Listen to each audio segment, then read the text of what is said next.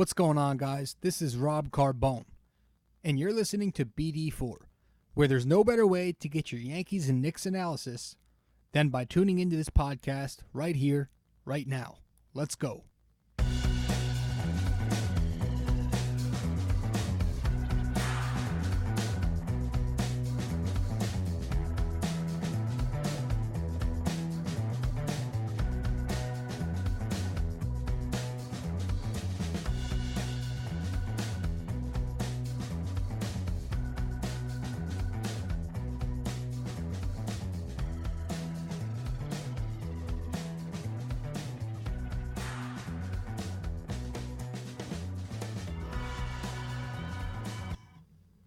What's going on, guys? Rob Carbone coming at you with another episode.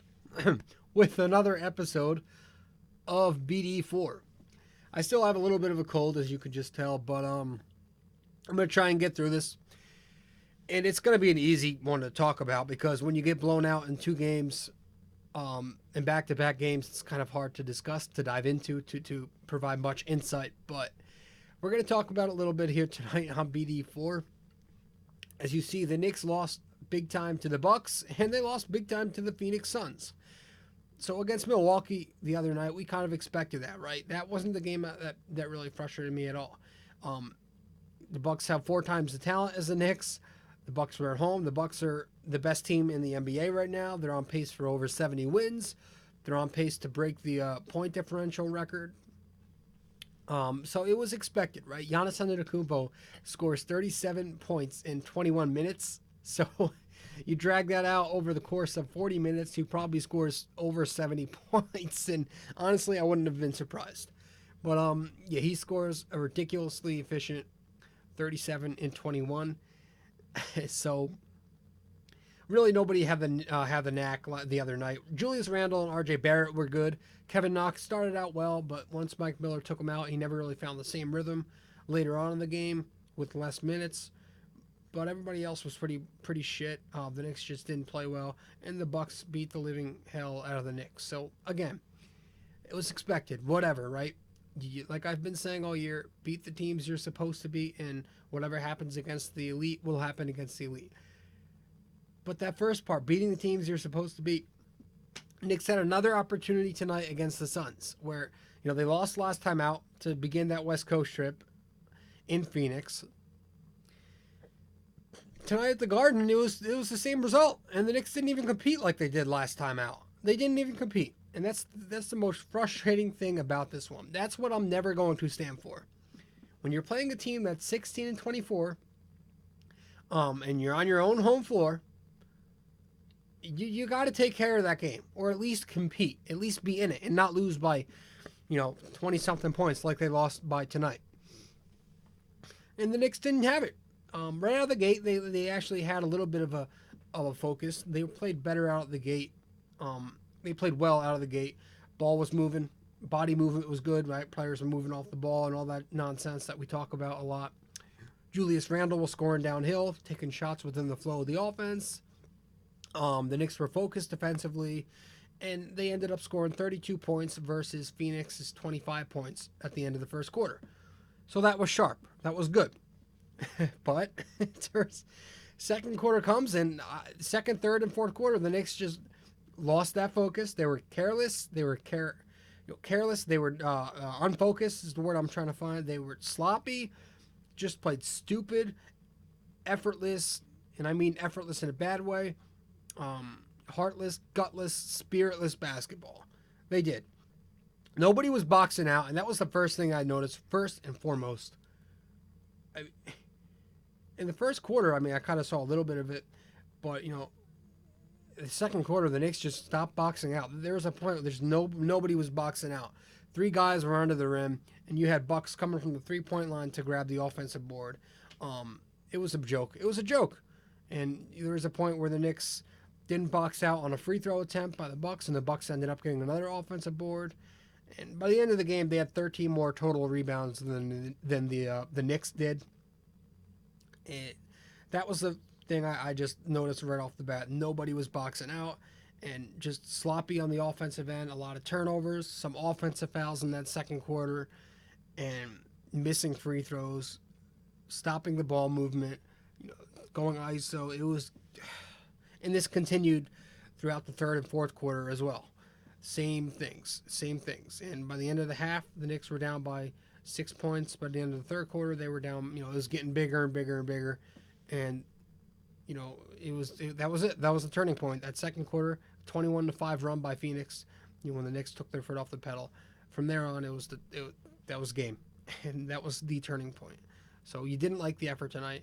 Didn't like anything really aside from Julius Randle had a better performance than most Knicks, but still not the most efficient performance. He took 23 shots to score 26 points. Did shoot like 47% from the floor, but he was scoring downhill again, but he was off and on throughout the game, and he I guess he was still the best Knick, but not great out there. And overall, again, the effort was not there. Defensively, the Knicks just didn't give a shit as the game went along. They stopped guarding Booker. They made Ricky Rubio. God. Listen, Ricky Rubio's a fine player. I respect Rubio. I think he's a very nice player who's found a niche here with the Phoenix Suns. But, oh my God, not only did he score 20-something points and dime out over 10 assists, and he had a triple-double, but how do you let this guy take 18 field goals on you? They let him shoot 18 times. Ricky Rubio shouldn't be shooting 18 times against you. They left him open in the mid-range area. They left him open for three, gave him so much space to do work, and he nailed every shot he took, it felt like. And the Knicks just didn't defend him. They did not defend Ricky Rubio. This isn't the scorer. This is a guy who all you got to do is play a little bit of defense on him, and you'll contain him. But they let this guy just work on him. And they let Devin Booker do his thing, his usual. Ayton had a nice double-double, scored over 20. The three of them combined for 80 points. They looked like Rondo, Pierce, and Garnett out there. I joked about that in the recap tonight, but it's true. The Knicks just...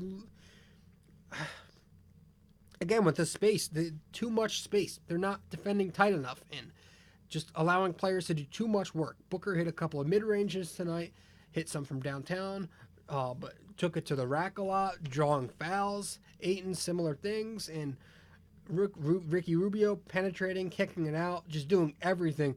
Nobody focused in on him. No emphasis on the defensive end of the floor, and that's where it started. It's so... I don't know, you really can't, like I said, you can't talk about these blowouts that much because it's hard to dissect a game where your team's not even going to try it. Because if they tried, we could at least talk about the effort they gave him and the things that they did wrong. But there was no effort, so obviously you're not going to win games when you're not trying out there. So that's pretty much all I got. I really don't have much else to say. But one thing I'm noticing during this stretch where the Knicks have now lost, 7 of their last 8 or something around that? I think it's 7 of their last 8. During this stretch, not that I'm starting to notice because I've been noticing this all season, but first of all, we really got to start Mitchell Robinson. Second of all, we really need a point guard that can shoot. That's the real thing here. We need a point guard that can shoot the basketball. I'm tired of watching Elfrid Payton throw up his beeline bricks from the arc. I'm tired of watching Frank Ntilikina score 10 points once every 3 weeks and us getting excited about it. I'm tired of this shit. We need a point guard who can shoot the basketball, who can be aggressive, and who's consistent. Somebody to hold the floor.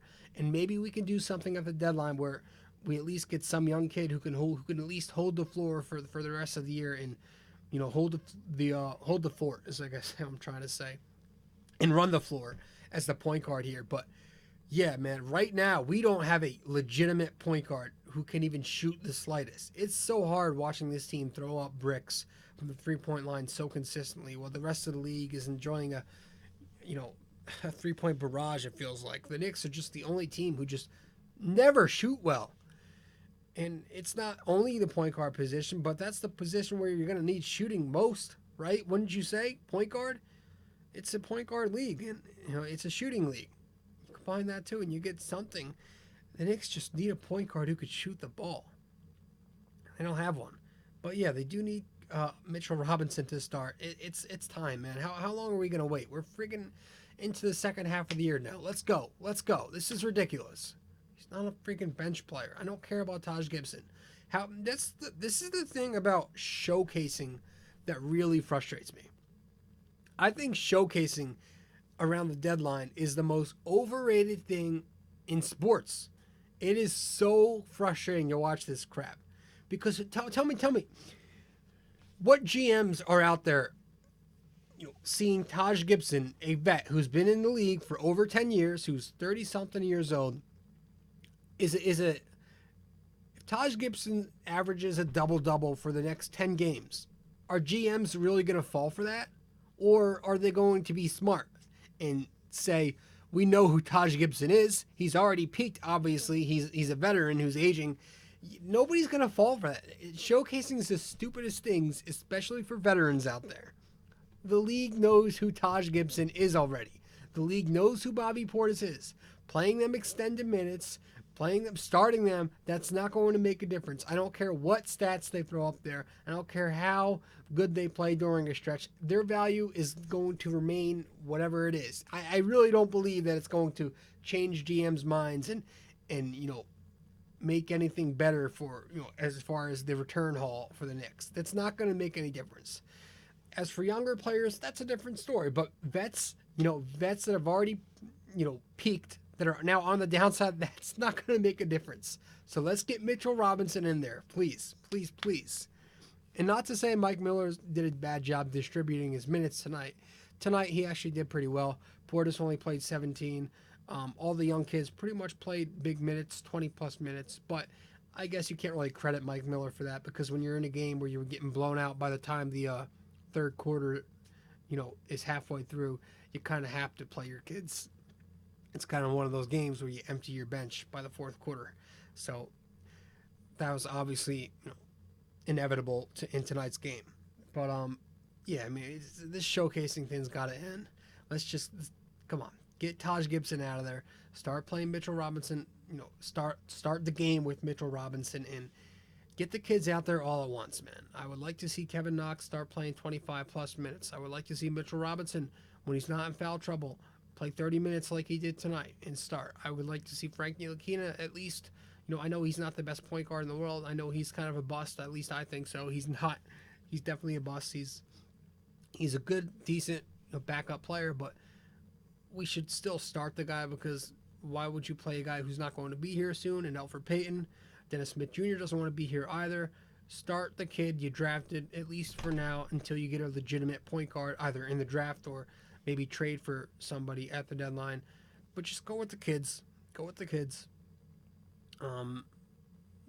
That's that though. I really have nothing else to talk about. But yeah, man, you can't lose to the Suns by 20-something points on your own home floor. You get booed off the Garden floor, rightly so. It was just a disheartening performance tonight for the New York Knicks. We didn't want to see that, and we got it. So that's all I got. I'm gonna end this one here. I gotta go to bed. It's late. Rob Carbone, BD4, episode 62. Knicks get shelled for 2 games. I'm signing out. Ciao.